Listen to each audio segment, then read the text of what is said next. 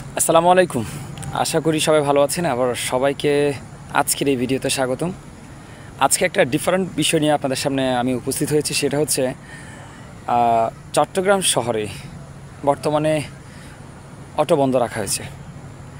অর্থাৎ যেটা আমরা ই রিক্সা বলে থাকি, অটো বলে থাকি, কেউ টোটো বলে থাকে, কেউ টমটমও বলে থাকে। যাই হোক, মোটামুটি যেটা প্রচলিত সেটা হচ্ছে অটো রিক্সা, ব্যাটারি চালিত রিক্সা, যেটা সহজ ভাষায়। আচ্ছা, এখন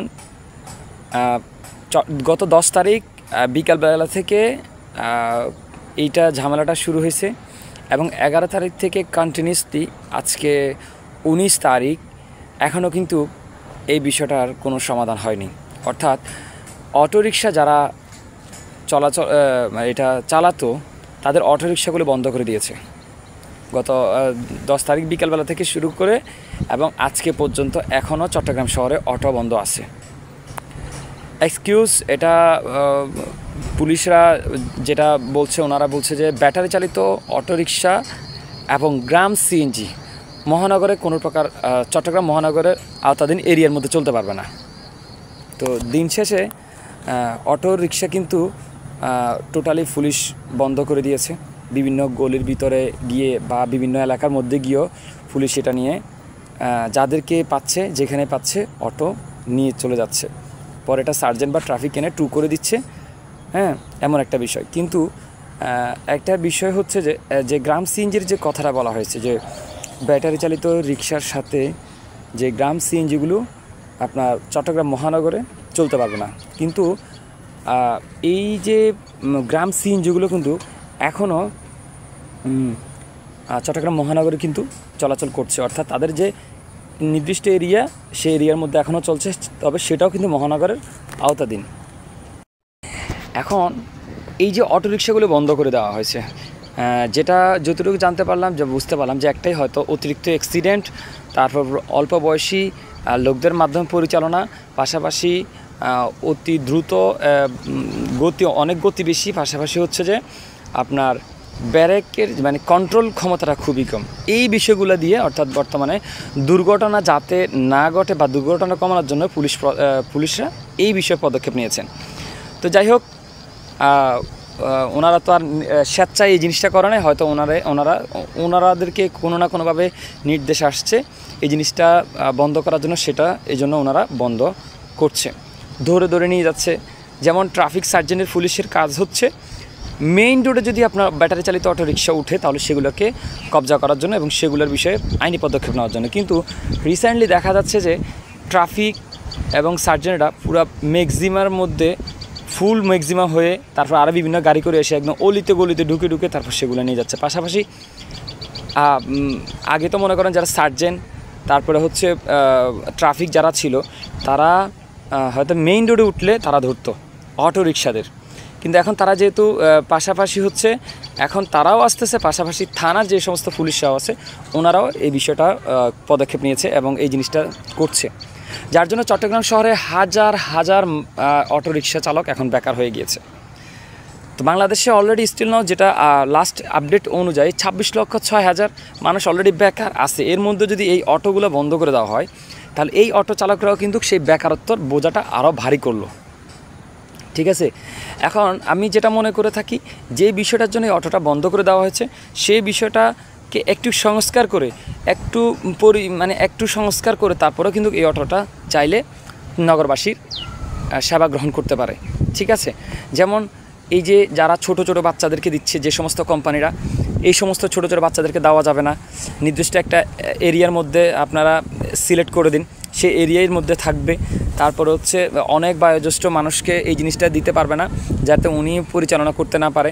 তারপরে এভাবে আরও বিভিন্ন যদি আপনি সংস্কার করেন, তাহলে আশা করছি এই জিনিসটা খুব ভালোভাবে নিবে। যেমন এই যে বিষয়টা হচ্ছে যে শুধু যে অটোরিকশা বন্ধ করে দিয়েছে, অটো চালকরা এখন কষ্ট পাচ্ছে, বিষয়টা এমন না। এর ভোগান্তি কিন্তু জনগণও ভুগছে।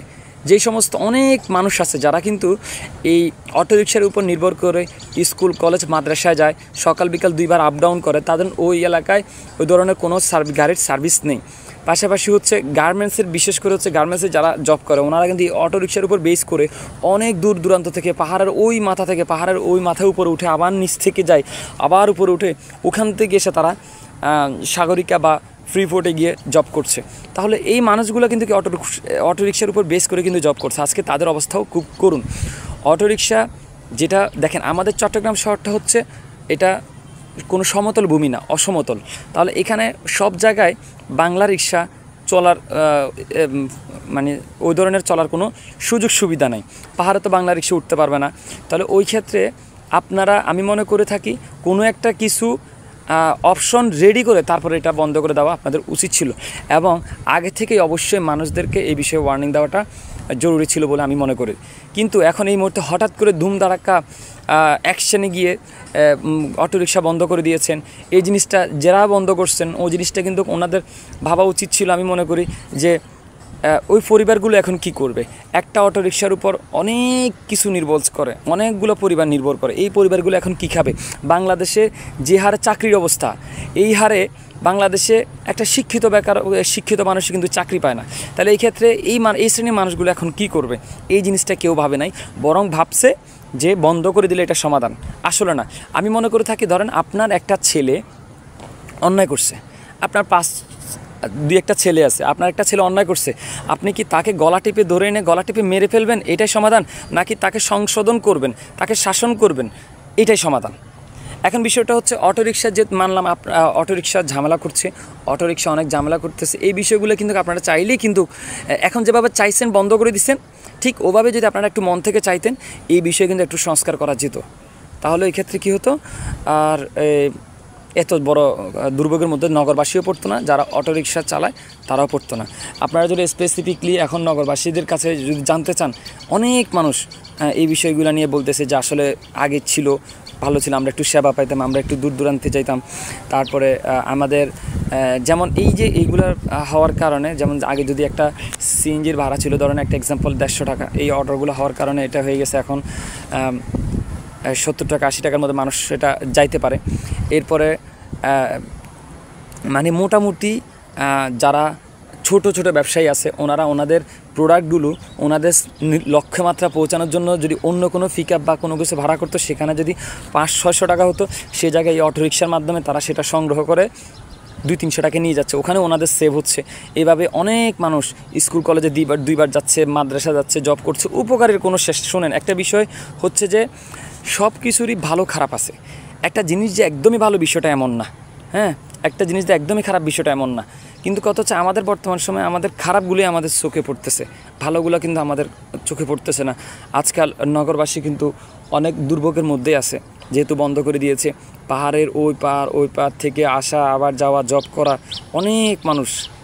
এই জিনিসটা আসলে আমি মনে করে থাকি, যারা আপনারা অটোরিকশা বন্ধ করে দিয়েছেন, আপনারা হয়তো ভাবতেছেন যে এখন ঝামেলা মুক্ত হয়েছে, কোনো ধরনের প্রবলেম হচ্ছে না। কিন্তু আপনারা, আমি মনে করে থাকি, আপনারা একটু দেখুন, স্বচক্ষে আসি দেখুন যে নগরবাসী কী ধরনের জব করছে।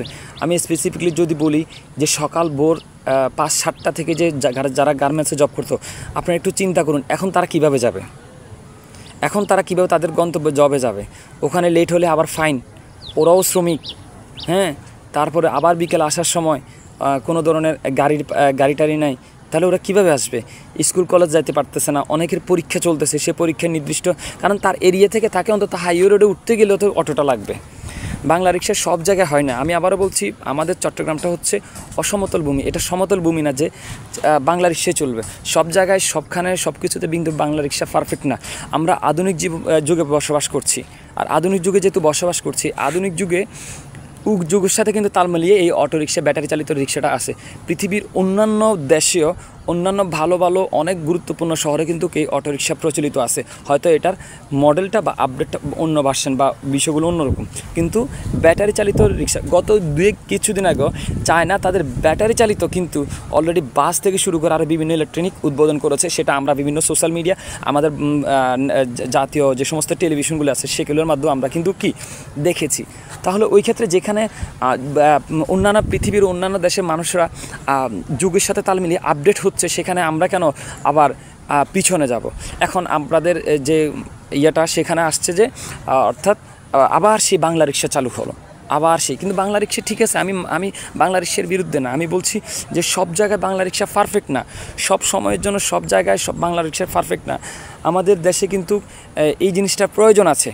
আছে নগরবাসীর খুব সমস্যা হচ্ছে, এই নগরবাসী কিন্তু তাদের সেই নাগরিক অর্থাৎ আধুনিক যুগের যে একটা সেবা ওইটা থেকেও কিন্তু নগরবাসী বঞ্চিত হয়েছে বলে আমি মনে করি।